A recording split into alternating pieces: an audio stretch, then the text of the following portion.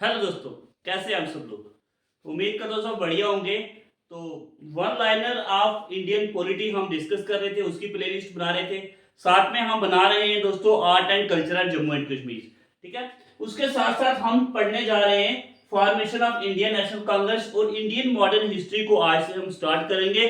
तो इसकी वीडियोस भी मैं आपको प्रोवाइड करूंगा, काफी आसान भाषा में आपको समझाऊंगा। उम्मीद करूंगा कि आप इसको अच्छे से समझें और लास्ट तक वीडियो को देखें, और जो भी इंपॉर्टेंट जो इन्फॉर्मेशन होगी, जो जरूरी चीजें होंगी, वो आपके साथ में डिस्कस करूंगा। ठीक है, सबसे पहले formation of Indian national Congress की बात करें तो इंडियन नेशनल कांग्रेस को फाउंड करने वाले कौन थे? तो एलन ऑक्टेवियन ह्यूम, जिसको हम शॉर्ट में क्या बोलते हैं, एओ ह्यूम। और कब इन्होंने इंडियन नेशनल कांग्रेस को फाउंड किया था? 28 दिसंबर 1885 में।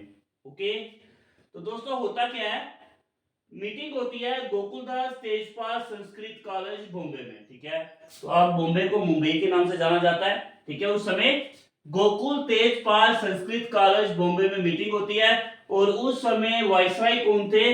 Lord Dufferin. ठीक है, लॉर्ड डफरिन क्या थे उस समय? वाइसराय थे।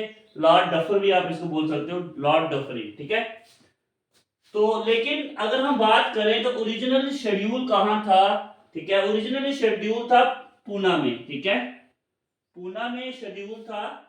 तो क्या वो वहां पे क्लोरादर की जो बीमारी जो थी वो फैल गई, तो वहां से जो मीटिंग को शिफ्ट करना पड़ा कहां पे? बॉम्बे में। ओके, यहां तक चीजें समझ में आ गई।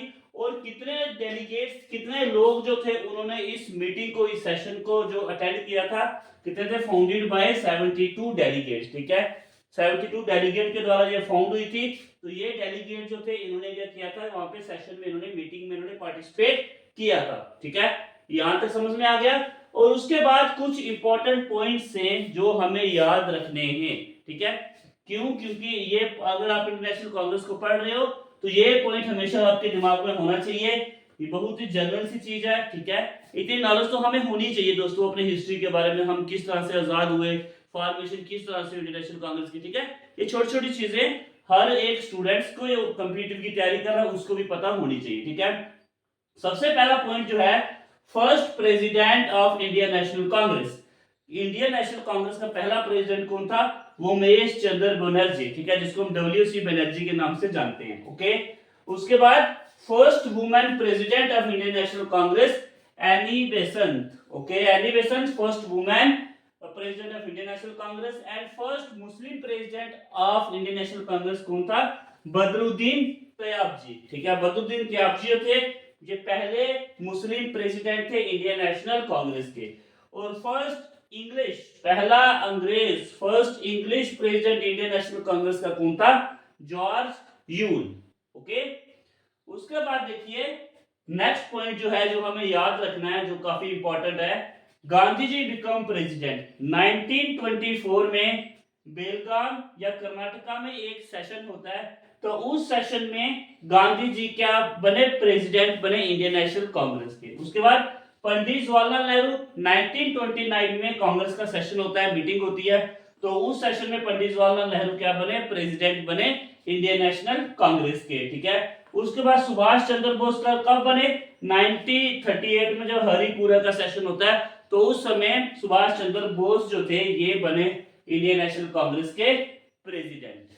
ठीक है, तो ये इंपॉर्टेंट जो इतने भी पॉइंट थे आपको समझ में आ गए होंगे, स्क्रीनशॉट ले लीजिए और इंपॉर्टेंट जो ये वन लाइनर समझ लीजिए और इसके नोट्स बनाइए साथ साथ। ठीक है, तो आइए तो हम कुछ और जो पॉइंट जो है वो डिस्कस करते हैं। उसके बाद दोस्तों हम पढ़ते हैं यहां से, देखिए 1907 में सूरत में एक सेशन होता है। ठीक है, सूरत में एक सेशन होता है जिसे सूरत स्प्लिट के नाम से भी हम जानते हैं। ओके, तो इसमें क्या होता है, जो इंडियन नेशनल कांग्रेस के जो मेंबर जो थे वो दो पार्ट में डिवाइड हो जाते हैं। ठीक है, उनकी आइडियोलॉजी कुछ अलग थी और इसीलिए वो दो पार्ट में डिवाइड हो जाते हैं। ठीक है, एक बन जाता है मॉडरेट और दूसरा पार्ट कौन सा होता है? एक्सट्रीमिस्ट। ठीक है, सूरत सेशन में इंडियन नेशनल कांग्रेस के टू सेपरेट हो जाते हैं, एक मॉडरेट्स, एक एक्सट्रीमिस्ट। ठीक है, जो मॉडरेट्स वाले थे हम उसको यहां पे देखते हैं। ठीक है, देखिए जो मॉडरेट्स वाले मेंबर थे वो अगर कोई भी काम उन्होंने ब्रिटिश गवर्नमेंट से करवाना है, अगर कोई भी उनको कोई भी चीज चाहिए, तो कौन सा मेथड का इस्तेमाल करते थे? ठीक है, सबसे पहले शांति से, है ना, कोई भी बात मनवानी है तो पीसफुली मनवानी है, कोई वायलेंस नहीं करना, उनके खिलाफ नहीं बोलना। उसके बाद प्रेयर से, ठीक है, पहले पीसफुली शांति से हाथ जोड़ के प्रेयर करने, और साथ में पिटीशंस, ठीक है। अगर जो भी चीजें आपको चाहिए होगी तो पीसफुली प्रेयर एंड पिटीशन करके आप वो चीज मांगोगे ब्रिटिश गवर्नमेंट से, ठीक है। ये थे इनके इंस्ट्रूमेंट ऑफ वर्क, काम करने के तरीके। वायलेंस नहीं करनी है, उनको ऊंचा नहीं बोला, ठीक है, तो प्रेयर करनी है उनसे। तो इस तरह का मेथड था मॉडरेट्स वालों का, ठीक है। मॉडरेट्स के कुछ फेमस लीडर भी हैं। कौन कौन से लीडर देखिए, ए.ओ. ह्यूम, डब्ल्यू.सी. बनर्जी, ठीक है, और दादाभाई नौरोजी एंड गोपाल कृष्ण गोखले, ठीक है। ये कुछ फेमस मॉडरेट लीडर हैं, ओके। तो ये जो एज जो है 1885 से लेकर के 1907 तक, इसे एज ऑफ लिबरल नेशनलिज्म भी कहा जाता है, ठीक है। ये मॉडरेट समझ में आया? मॉडरेट लोग वो लोग थे जो भी उन्होंने अपनी कोई भी चीज उनको चाहिए, कोई डिमांड करनी हो या कोई काम करना हो, वो किस तरह से ब्रिटिश गवर्नमेंट से वो डिमांड करते थे? पीसफुल तरीके से प्रेयर करके, ठीक है, पिटीशन करते थे, और तब जाके वो ब्रिटिश गवर्नमेंट से कोई भी डिमांड कर पाते थे, ठीक है। लड़ाई करके या वायलेंस का मेथड ये इस्तेमाल नहीं करते थे, ठीक है। तो ये इस विचारधारा के जो लोग जो थे दोस्तों, वो उससे नहीं थे एक्सट्रीमिस्ट वाले हैप्पी, ठीक है। एक्सट्रीमिस्ट वालों को ऐसा लगता था अगर ब्रिटिश गवर्नमेंट से हम प्रेयर करके पिटीशन करके, ठीक है, तो ब्रिटिश गवर्नमेंट इसके लायक नहीं है। क्यों? क्योंकि वो हम पे राज कर रही है, तो हम उनको हाथ जोड़ के अगर कोई भी चीज अगर हम मांगेंगे तो हमने हाथ क्यों जोड़ने, हमारी चीज है, हमारा उस पर अधिकार है। इसीलिए ये एक्सट्रीमिस्ट वाले जो थे, dissatisfied with the achievement of moderates, जो भी मॉडरेट का जो तरीका था उससे खुश नहीं थे, ठीक है, और against the method of moderates, और जो इसके खिलाफ थे, ठीक है। वो क्यों खिलाफ थे? क्योंकि जो exploit character of British rule का जो करेक्टर जो था, वो अत्याचार जो था वो इंक्रीज होते जा रहे थे। बहुत सारे काले कानून जो ब्रिटिश गवर्नमेंट के द्वारा बनाए गए थे, ठीक है। तो एक्सट्रीमिस्ट वालों को यही था कि अगर इस तरह के कानून अगर वो बना रही है, इस तरह के एक्सप्लॉइटेशन वो हमारे साथ कर रही है, तो हम उनसे प्रेयर पिटीशन पीसफुल तरीके से डिमांड क्यों करें, ठीक है, ये हमारा अधिकार है, हम इसे छीनेंगे, ठीक है। तो एक्सट्रीमिस्ट वाले लोग जो थे, उनकी विचारधाराएं, उनकी आइडियोलॉजीज मॉडरेट से काफी डिफरेंट थी, ठीक है, और वो उनकी जो अचीवमेंट थी मॉडरेट से, उससे भी खुश नहीं थे, ठीक है। तो उसके बाद क्या मेथड था, ठीक है, किस मेथड से वो अगेंस्ट जा रहे थे, वो खिलाफ लड़ रहे थे ब्रिटिश गवर्नमेंट के? सबसे पहले तो देखिए प्रमोशन ऑफ स्वदेशी, ठीक है, तो स्वदेशी को ज्यादा प्रमोट कर रहे थे। उसके बाद non cooperate with Britishers, British का साथ हमने नहीं देना, जो भी हमें चीजें चाहिए हम वो लड़ाई करके लेंगे।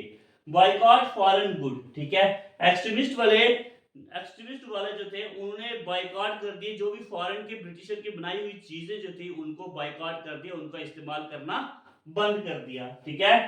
Introduction and promotion of national education, ठीक है, नेशनल एजुकेशन, देश की एजुकेशन, वो उनको प्रमोट किया, उनको इंट्रोड्यूस करने का काम किया एक्सट्रीमिस्ट ने। सैक्रिफाइस एवरीथिंग इंक्लूडिंग लाइफ, बोल रहा है कि मातृभूमि के लिए, ठीक है, अपनी लाइफ को भी क्या कर देना है, सैक्रिफाइस कर देना है, ठीक है। सैक्रिफाइस एवरीथिंग, सब कुछ, उसमें अपनी जिंदगी को भी सैक्रिफाइस कर देंगे, ठीक है। तो हम ये प्रेयर पिटीशन वगैरह नहीं करेंगे, ठीक है। ये था हमारा मॉडरेट्स, तो ये था हमारा एक्सट्रीमिस्ट, ठीक है। दोनों समझ में आ गए? आइए तो अब हम एक्सट्रीमिस्ट को कुछ आगे और एक्सप्लेन करते हैं, इनके इंपॉर्टेंट लीडर कौन कौन है उसको हम डिस्कस करते हैं आगे, ठीक है। तो अब हम देखते हैं पार्टीशन ऑफ बंगाल 1905 से क्या हुआ, ठीक है। जब 1905 में पार्टीशन ऑफ बंगाल हुआ दोस्तों, ये कह के ब्रिटिश गवर्नमेंट ने पार्टीशन किया कि अब बंगाल जो है ये काफी बड़ा है, ठीक है, इसमें एडमिनिस्ट्रेशन करना काफी मुश्किल हो गया। तो वो काफी चालाक थे। अब बंगाल जो था, यहाँ के लोग काफी पढ़ चुके थे, ठीक है, काफी इंटेलिजेंट थे, वो अब ब्रिटिश गवर्नमेंट की पॉलिसी को समझ रहे थे। यही चीज ब्रिटिश गवर्नमेंट को तंग कर रही थी, ठीक है। तो इन्होंने क्या कर दिया, बंगाल का पार्टीशन कर दिया। तो एक जगह, एक साइड ईस्ट बंगाल हो गया, फिर वेस्ट बंगाल हो गया। ईस्ट बंगाल में उन्होंने जो मुस्लिम मेजोरिटी जो थी वो ईस्ट बंगाल में चला गई, हिंदू जो थे वो वेस्ट बंगाल में चले गए, ठीक है। तो ईस्ट बंगाल की अगर हम बात करें, अब वो अलग कंट्री बन चुका है बांग्लादेश, तो वेस्ट बंगाल हमारी ही एक स्टेट है, ठीक है। तो पार्टीशन ऑफ बंगाल से क्या हुआ दोस्तों, ये एक्सट्रीमिस्ट की जो फीलिंग जो है ये लोगों के अंदर आई, एक्सट्रीमिस्ट की भावना बढ़ती है यहाँ से, ठीक है। और इस एक्सट्रीमिस्ट के इंपॉर्टेंट लीडर कौन से थे, ये देखिए लाला लाजपत राय, हम इसको इस तरह से बोलते हैं लाल बाल पाल, ठीक है। उसके बाद अरबिंदो घोष जो थे, ये भी एक इंपॉर्टेंट लीडर थे एक्सट्रीमिस्ट के, ठीक है। देखिए लाला लाजपत राय, बाल गंगाधर तिलक और पाल कौन थे, विपिन चंद्र पाल, ठीक है। ये तीन इंपॉर्टेंट लीडर थे इंडियन नेशनल कांग्रेस के, जो स्प्लिट हुआ था एक्सट्रीमिस्ट और मॉडरेट में। एक्सट्रीमिस्ट के तीन इंपॉर्टेंट लीडर, लाल बाल पाल, लाला लाजपत राय, बाल गंगाधर तिलक, विपिन चंद्र पाल एंड अरबिंदो घोष, ठीक है। तो ये था हमारा इंडियन नेशनल कांग्रेस के बारे में जो हमने पढ़ना था, और उसके साथ साथ हमने मॉडरेट और एक्सट्रीमिस्ट के बारे में भी पढ़ा, ठीक है। तो इस वीडियो में इतना ही। नेक्स्ट वीडियो में हम कुछ और नया टॉपिक लेकर के आएंगे मॉडर्न हिस्ट्री का, ठीक है। देखते रहिए, नोट्स साथ साथ बनाते रहिए। ओके, धन्यवाद।